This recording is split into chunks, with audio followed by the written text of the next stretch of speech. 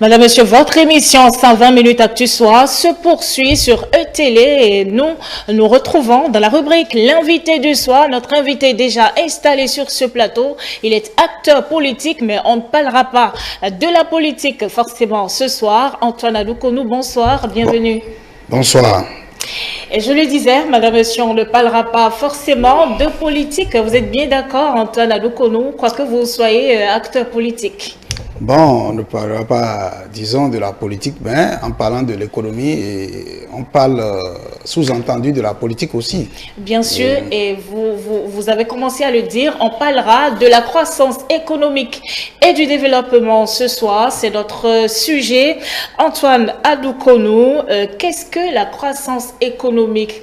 Qu'est-ce qu'on peut comprendre par croissance économique?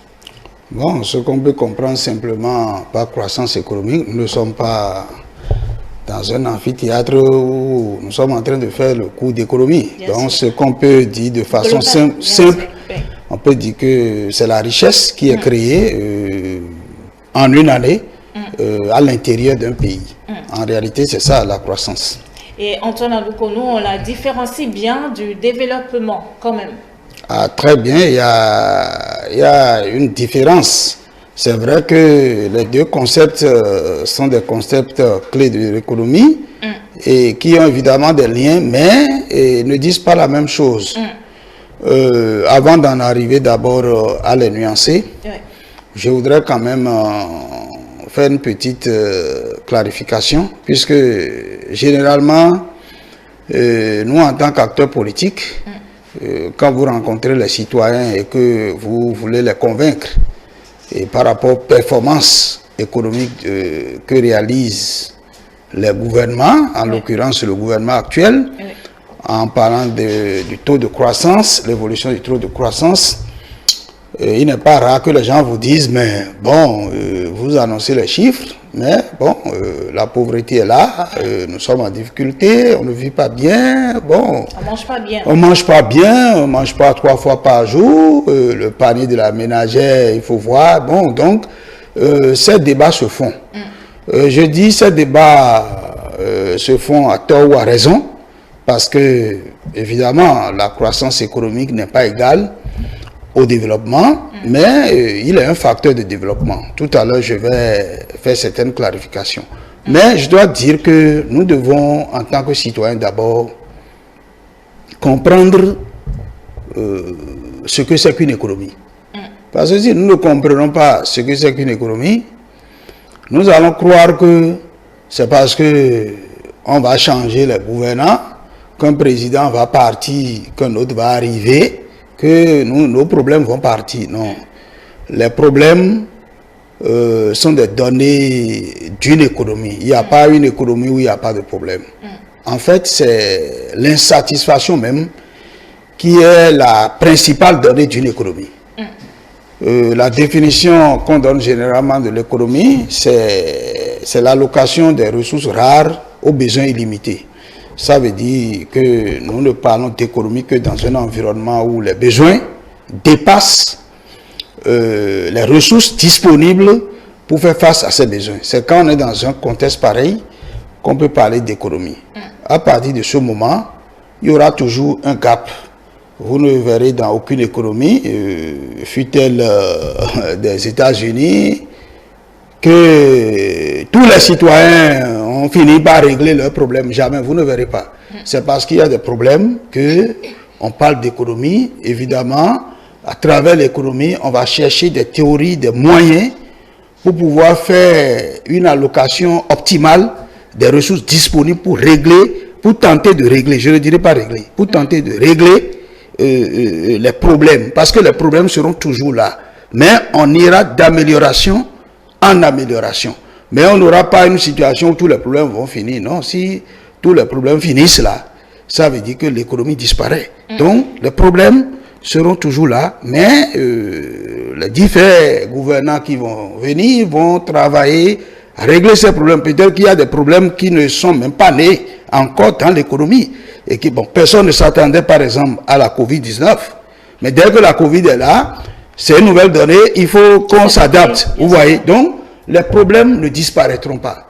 il n'y aura pas un président de la République qui va venir régler tous les problèmes. Mais quand les gens seront là, à travers des politiques publiques, on va tenter d'améliorer les choses. Il faut qu'on ait cette compréhension. Donc, ça veut dire que ce qu'on retient, les difficultés sont là, on cherchera des solutions, mais les difficultés ne disparaîtront pas de l'économie. Vous voyez? Donc, évidemment, à vouloir chercher les solutions, ça va poser évidemment le problème de la croissance dans un premier temps. Et maintenant, le problème du développement. Parce que je vous ai dit tout à l'heure que la croissance économique n'est pas égale au développement. Mais un facteur du développement. C'est un facteur du développement. Ça veut dire concrètement quoi? La croissance économique est une donnée quantitative. C'est-à-dire que c'est des chiffres qu'on calcule. D'accord? On calcule. Et on agrège les valeurs ajoutées des différents secteurs institutionnels de l'économie. Et on dit, bon, voilà la richesse qui a été créée. Mais ce sont des chiffres. Alors que le développement renvoie beaucoup plus au-delà de la quantité, en réalité à la qualité. C'est-à-dire que si nous voulons voir le développement, on ne va pas voir les chiffres. On va voir le niveau de scolarisation, par exemple, le niveau de la santé dans le pays, comment le citoyen se sent mieux, son bien-être psychologique, mental. C'est ça qu'on va voir. Est-ce que les infrastructures, est-ce qu'il vit dans un environnement sain? Est-ce que les infrastructures sont développées? Est-ce que le système sanitaire de son pays a évolué? Donc, on va voir beaucoup plus les données qui font que l'être humain se sent à l'aise, d'accord, dans sa dimension psychologique, culturelle, etc. Donc, ça veut dire qu'il y a un pas à faire en partant de la croissance au développement. Donc, ça veut dire qu'il peut y avoir la croissance. Il y a des pays qui ont une forte croissance, mais la pauvreté sévit. Parce que le mécanisme de répartition de la richesse pour aller au développement n'a pas été bien fait. Et comme ça, les citoyens auront raison parfois de dire que, ah bon, on nous annonce les chiffres, mais nous-mêmes, on ne vit pas bien. Donc c'est pourquoi je dis, on ne peut pas dire que la croissance économique est égale au développement, mais il est un facteur de développement parce que on ne peut pas distribuer le vide. Il faut créer d'abord la richesse. D'accord? Ça veut dire qu'en créant la richesse, on crée le facteur qui va permettre maintenant de faire les allocations, de faire en sorte que le développement prenne corps. Donc les deux ont quand même un lien, mais le lien n'est pas direct. Et c'est interchangeable parce que quand on a la croissance, on crée la richesse et le développement prend corps à partir de la richesse créée. L'être humain qui est en train d'être changé, qui est en train d'être développé, va produire plus encore de richesse. Parce que quelqu'un qui est éduqué, qui a été à l'école, sa pensée, sa réflexion n'est pas la même. Vous voyez? Donc, la croissance va conduire au développement et le développement va finir par propulser également la croissance. Donc, il y a un lien entre les deux. Mais le lien, c'est pas direct, c'est pas égalité. On peut avoir des pays qui ont des croissances, puisque tel qu'on calcule la croissance, en fait, c'est pourquoi je dis que c'est purement statistique, parce que on calcule la production. Lorsque, par exemple, on installe une usine, lorsqu'on veut s'intéresser à la croissance, c'est qu'on rentre dedans, on calcule les salaires, tout ce qu'il y a comme investissement, on calcule. Mais si, par exemple, cet investissement peut-être a pollué l'environnement, on ne veut pas s'intéresser. Vous prenez les carrières de sable, par exemple, on extrait le sable, on calcule la production, et on dit, bon, on calcule la valeur ajoutée, mais peut-être que ceux qui sont dans les environs, où on fait le dragage, c'est des gens qui sont secoués, et leur maison est secouée, plus tard ils seront inondés, tout ça là, la croissance économique ne prend pas ça en compte. C'est le développement qui réfléchit pour dire attention, croissance pour croissance, non. On veut la croissance, mais réfléchissons au bien-être de la population. Et c'est de là qu'on va commencer par dire, ah, quel est l'impact de cette industrie sur son environnement. C'est pourquoi je dis la croissance ne saurait être égale au développement, mais c'est un facteur qui peut propulser au développement. Antoine Adoukonou, venons-en rapidement au développement. Qu'est-ce qu'on peut en comprendre quand dit-on qu'un pays est développé, par exemple? Bon, quand dit-on qu'un pays est développé, bon, nous sommes obligés d'utiliser les référentiels qu'on nous a donnés, qui est venu de partout, parce que la question du développement, d'abord, pour moi, c'est mental, c'est psychologique. Chacun peut, vous pouvez dire, moi je peux dire que tu n'es pas développé, tu peux penser que tu es développé parce que c'est toi qui apprécies ton développement. Mais il y a des indicateurs quand même. Oui, bon, aujourd'hui, face effectivement à la limite que je t'ai présentée par rapport à la croissance économique, qui est calculée à partir du PIB, et cet indicateur n'a pas suffi pour qu'on puisse directement faire le lien. Comme je viens de dire, donc, il y a le programme des Nations Unies en 90 qui a essayé, pour pallier un peu à cette insuffisance, de développer un indicateur qu'ils appellent l'IDH, l'indice de développement humain. Et là, cet indicateur, lui, ne s'intéresse pas seulement à la croissance, mais il s'intéresse au niveau de vie des citoyens, leur niveau de scolarisation, leur espérance de vie, est-ce que le secteur de la santé est développé, est-ce que diverses politiques sociales sont mises en œuvre par rapport aux citoyens. Et c'est quand eux autres, par rapport à cet indice, qu'ils apprécient le développement d'un pays. Donc on va dire qu'un pays est développé au sens défini par le PNUD, quand vous avez un niveau de scolarisation bien élevé, bien une éducation forte, quand votre secteur de la santé est bien apprécié, quand les infrastructures se développent, etc., etc. Donc, bon, je pense que c'est par rapport à ça que les gens définissent le développement. On va revenir sur la croissance économique. Où en est-on exactement au Bénin? En 2-3 mots, où en est-on en matière de croissance économique au Bénin, Antoine Adoukonou? Bon, au Bénin, bon, en 2024, on a estimé la croissance Bénin à 7,5%. Avec un impact de taux de réduction de pauvreté de 2,2 points.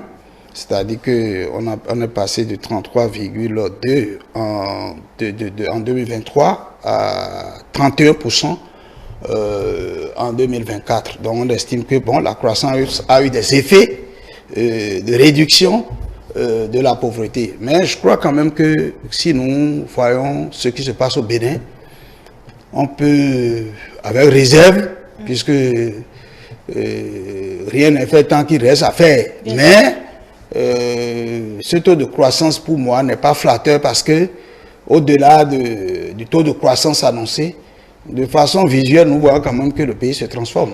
Quelqu'un qui est venu à Cotonou il y a peut-être 20 ans, 15 ans, quand il vient aujourd'hui, il sent que bon, il y a quelque chose qui bouge. Nous n'avons pas le même secteur de santé il y a 10 ans, il y a 20 ans. Les choses quand même avancent un peu. Donc c'est parce qu'il y a une croissance soutenue qui est en cours, et on a aussi un gouvernement qui tient beaucoup à la redistribution. Vous avez vu les projets sociaux aujourd'hui que le ministère de la microfinance développe. D'accord, les transferts monétaires qu'on fait à des extrêmes pauvres, on identifie des gens dans la population, on pense que, bon, ils sont des extrêmes pauvres, il faut leur apporter des moyens, et on a beaucoup d'autres filets sociaux que le gouvernement développe. Tout ça là participe de la redistribution du revenu national, au fin donc d'impacter les gens pour que le développement prenne effectivement corps. Donc, un pas est fait. C'est-à-dire que je ne dis pas que bon, on est au ciel, on est aux anges. Mais il y a quand même une évolution qui est visuelle. Ça là, c'est pas politique. Parce que si vous prenez les différentes artères de Cotonou aujourd'hui, vous ne pouvez pas dire, même si vous êtes opposant, vous voyez quand même que les choses avancent un peu. Le président Talon, bon, a fait ce qu'il peut. Comme je vous l'ai dit, les problèmes ne finissent pas dans une économie. L'économie, c'est que l'homme est insatisfait. Lorsque vous avez un vélo, vous voulez une moto. Dès que vous avez la moto, la voiture commence par vous tenter. Lorsque vous avez la voiture, vous ne commencez pas à penser aux gammes de voitures. Et même vous pouvez penser aux jets privés. Donc, l'insatisfaction sera toujours là.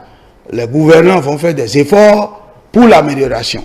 Je fais une parenthèse en disant au peuple que, tel que défini, donc ils doivent être conséquents des dirigeants qu'ils élisent.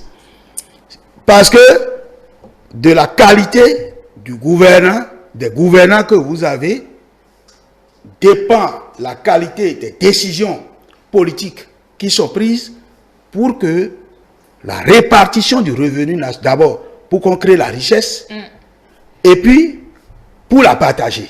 Donc, si vous mettez des gouvernants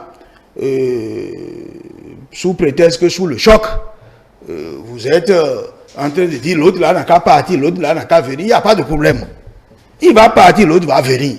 Le débat ne se fait pas. Mais vous allez faire les frais si ceux que vous choisissez ne sont pas capables de faire ce que je viens de vous dire. Entre la réalité économique et politique, il y a une grande différence. Vous pouvez, pendant la campagne, promettre tout au peuple.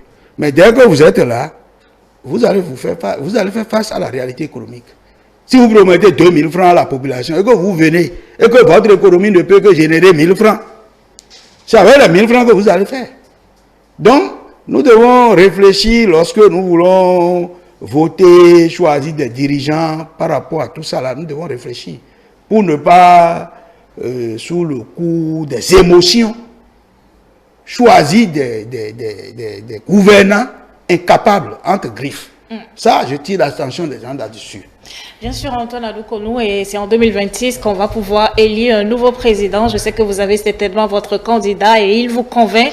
On va parler à présent, Antoine Alukonou, des politiques publiques à mettre en place, puisque à l'instant, vous parliez des secteurs qui favorisent, je vais dire, la croissance économique, par exemple la santé, l'éducation, mais il y a quand même des politiques publiques qui sont prioritaires que les gouvernants doivent mettre en place pour accélérer le développement. Bon, moi, je crois que je ne citerai pas, disons, de façon précise, telle politique publique ou telle politique publique. Parce que pour élaborer les politiques publiques, on les élabore en fonction des données qu'on a sous la main. Les données n'étant pas statiques, ce sont les cadres du ministère de l'économie et des finances,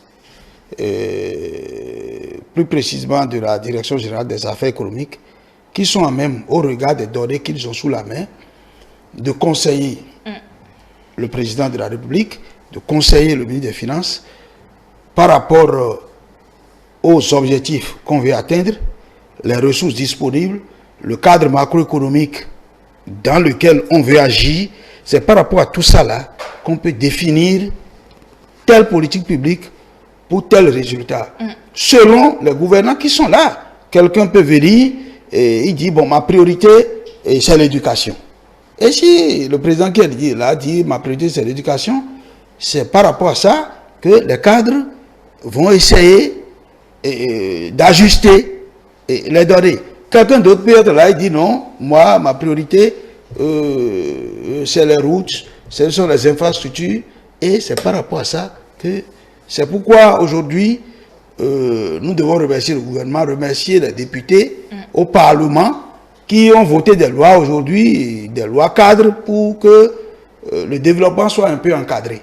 C'est-à-dire qu'on ne peut pas permettre à ce que si on change de régime, quelqu'un vient, il fait sa loi. Et tout ce qu'on a programmé, tout ce qu'on a projeté, tout ce qu'on a été en train de faire, on reprend tout à zéro parce qu'on a changé de régime. Ah là, c'est pas bien. Donc aujourd'hui, on a essayé d'encadrer, de programmer un peu le développement, d'accord, jusqu'en 2060, d'accord. Et si, quel que soit le gouvernant qui sera là, il va puiser dans ce carnaval-là, je le souhaite, pour que ce qui est en train d'être fait aujourd'hui, même si les gens sont gênés par le mot continuité, et continuité, c'est pas, il ne faut pas voir la personne de talent. Il faut voir l'œuvre qui est accomplie, voir sa pertinence, les politiques publiques qui sont mises en œuvre, et comment c'est bien pour le peuple. Et si c'est bon, on continue. On ne peut pas dire parce qu'on a changé de régime et que ce qui se fait sous talent, même si c'est bien pour le peuple, il faut reculer, il faut dire non, c'est pas bien. Non, la continuité, c'est la première perception qu'il faut avoir. En dehors de la personne de talent, de tous ceux qui sont ses proches, par continuité, il faut entendre d'abord les politiques publiques qui sont mises en œuvre. Ce qui est bien, il faut maintenir. Ce qui est mauvais, bon, il faut corriger. Donc, c'est comme ça, moi, je pense que on peut entrevoir les politiques publiques futures. Antoine Adoukono, nous sommes au terme de cette interview. Je vous remercie d'être venu pour parler de ce sujet-là avec nous. On a parlé justement de la croissance économique et du développement. Madame, Monsieur, vous retrouvez juste après ce plateau Abdel Soussoukbe et ses débatteurs.